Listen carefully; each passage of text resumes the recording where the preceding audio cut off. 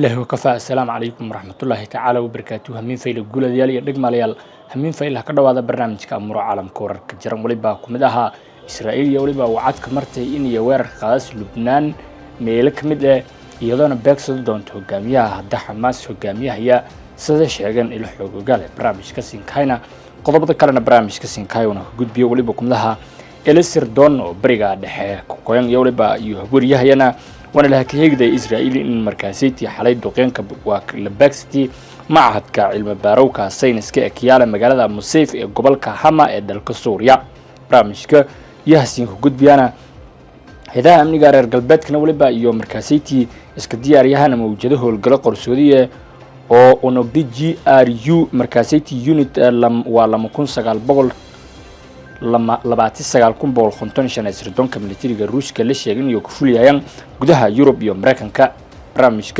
يهسين كجود بيانا بوليسكا سويدن نولبا يو هكذا جليانا صعد كدولة ماجدة قرون كديارها كوين الدلكا أرلندا أكيال ستوكهولم ولنا مركزيتي سبب تلك الشيء إن فردي أرض نوع الدوليها الله إن لا أرجع لكن فاهمين تاسكو بدن ميكبينا برامجك يهسين كجود بيانا ليبيا ورشدها هبكا يا مركلا ولبا يو مركزيتي نقدينها إنه هبدا بلاين برامجك أمر سياسة وأمرها عالم كا ورتلك أرلادي ياسين كاينا إسرائيلنا حالي ولبا يدقيمك جيستي قبلك هامع قلبيتك دلك سوريا برامجك سين كاينا قضب داسي وركلا oo ka jarana Blinken xogayaha arimaha binaanka Mareykanka oo soo markaasay Dominican Republic deriya barnaamijkaasi ku gudbiyaan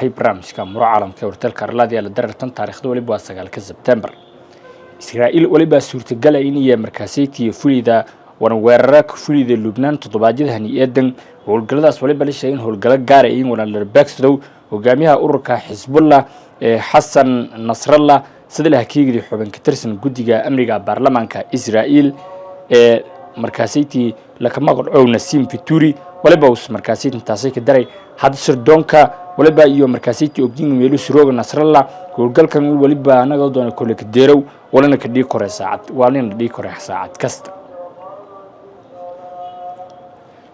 ila sirdoon oo bariga dhaxana waliba iyo markaasiti la xigida Israa'iiliga xalay doqan iyo ka jeesti macahadka cilmi baarowka sayniska ee kiyala magaalada Masayf ee gobolka Hama ee dalka Suuriya meelasay waliba markaasiti la sheegeen ka dareeran hasaaro ku hubiyo kiimikooyin lan adeegsado weerarada هولن ولبا وهولجل كان يا ولبا قبضنا إسرائيل كدرت إيران سيا شيكت وكالة وركا رويترز بس مجرد وربحين كمذا بنان وربحين كمذا بنان إلها لا هيجدي وربحين تارير قلبتك ستوكهولم أرلندا ايربوت ولبا ايربوت كان كوين ودنكا سويدن ولنا مركزيتي هكذا جالي صعد شيء ساعدة يدو لمادية لحكي جرونكا ولنا مركزيتي أنتن كدم بيتي كريد مركيها وده لكارجا فردية نوع الدولية الله هنا ما يبين الشرحات نوع الديار ده يهدي يوكجرن واليابق راح يفولي كورن دومينيكان ريبابليك بريسيدنت أما والهايك دومينيكان ريبابليك لوس وابيناندر يوليبا وسن مركزيتي هدوا أنتونيو بلينكن سكرتري أما حويها مركزيتي أرمها دبدا أمريكان كا جوينت بريس ولا لنقرضوا أما شرجرة إسلجرية لماذا مسؤول قبضاً بلينكن يانا كنوح نحسدي هذا الشيء إن مركزيتي أميد جار اللي تا دومينيكان ريبابليك إن الكتاجر ولي أوبضاً دومينيكان مهم إن التحرير الوالد أمريكان كا ولي أوبضاً سلافيا دمرة. Economy and one of the fastest growing in Latin America. Together, our two countries are driving further growth and expanding inclusive opportunity for people in both the Dominican Republic and the United States. Last month, we signed an open skies agreement that will enable more commercial flights between our countries, fueling trade, tourism, creating jobs. Later today, I'll meet a number of students and teachers some of the tens of thousands of Dominicans the State Department has helped prepare for jobs in today's global economy, notably through English language training. We're building on this work by launching a new initiative between 3 U.S. and Dominican universities, which will provide Dominican college students cutting-edge skills to succeed in the semiconductor industry, making microchips that are the building blocks of the 21st century economy. I'm also announcing the first phase of a supply chain investment through USAID, an initial $3 million that will help the Dominican government improve its workforce training, build industrial parks, attract high-tech industries here to the Dominican Republic. This program will advance the priorities of our Americas Partnership for Economic Prosperity, which brings together now a dozen countries to modernize economic relationships, strengthen worker and climate protections, and make our critical supply chains even more resilient. I thank the President for the Dominican Republic's leadership in this effort, particularly in promoting democracy, transparency, and the rule of law throughout the hemisphere that we share. As the President mentioned, we discussed the situation in Haiti, whose ongoing insecurity concerns not only the Haitian people, but also, of course, its neighbors here in the Dominican Republic and across the hemisphere. In Port-au-Prince yesterday, as we've had an opportunity to discuss, I reaffirmed the United States' commitment to the multinational security support mission, as well as to broader efforts to promote peace and prosperity in Haiti. Today, I thank the President for his vital work to mobilize the international community to do more for Haiti. This is a collective responsibility, one that's born out of shared values in trying to help people in need, but also shared interests, because the repercussions of what's happening in Haiti are felt well beyond Haiti. Our two countries are also collaborating closely through the Caribbean Basin Security Initiative. This is a bipartisan effort spanning multiple U.S. administrations, Republican and Democrat, to tackle transnational crime, to combat drug trafficking, to make our citizens safer. Thanks in part to these efforts, Dominican authorities last year seized over 100 tons of illicit narcotics, from 2020 to 2023, 100 tons of illicit narcotics, more than in the previous decade and a half.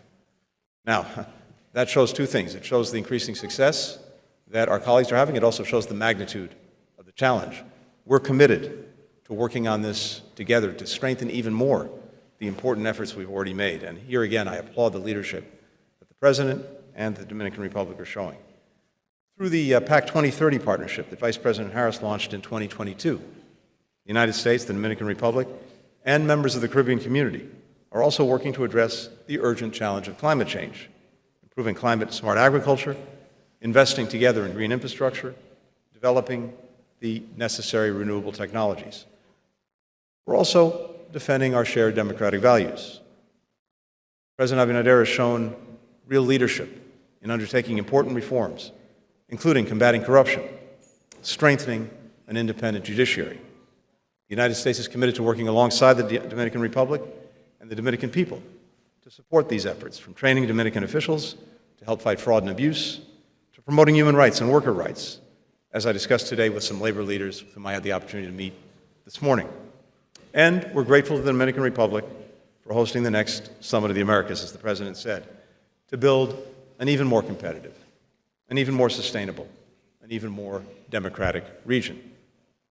Mr. President, when you met with President Biden in the Oval Office just this past November, you said, and I quote, "The Dominican people are your friends. The Dominican people are your allies. The Dominican people are your partners." I and the United States could not be more grateful for that. Whether it's the work that we've advanced together today, whether it's the millions of Dominican Americans that have enriched the United States, including the President's own family, I'm pleased to say that this friendship, this alliance, this partnership has never been stronger. Thank you very much. Muchas gracias.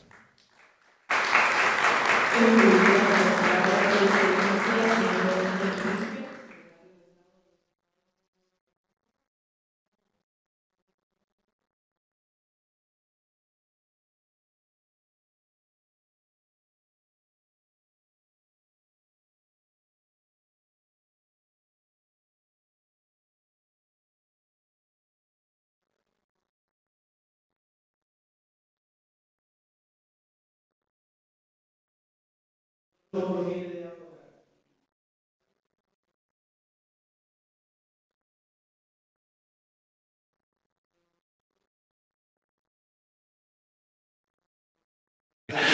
else can the Dominican Republic do for Haiti?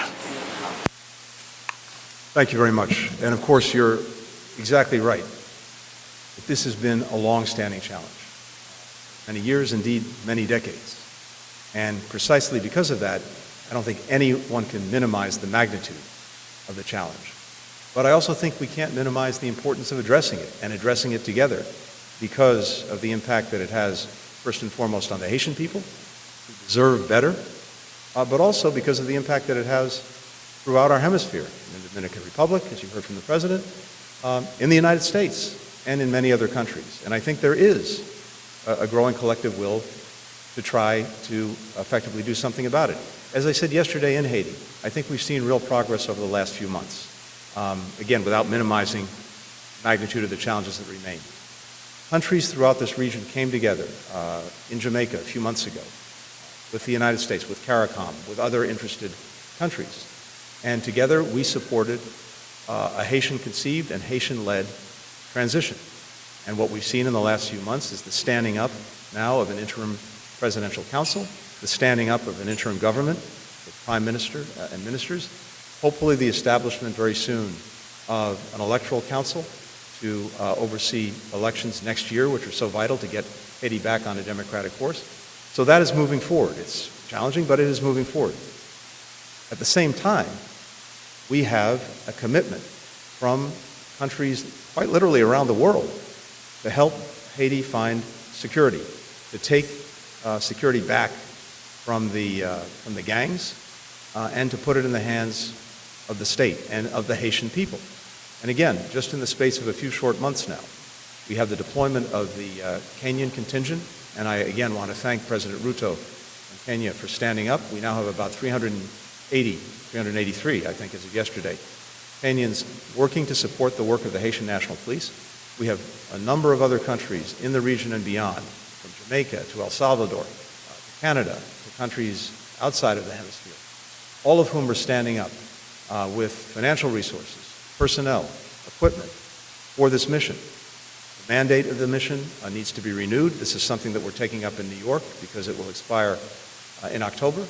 And we'll all be together at the United Nations General Assembly, and I will bring together ministers from many concerned countries to sustain and build on our support.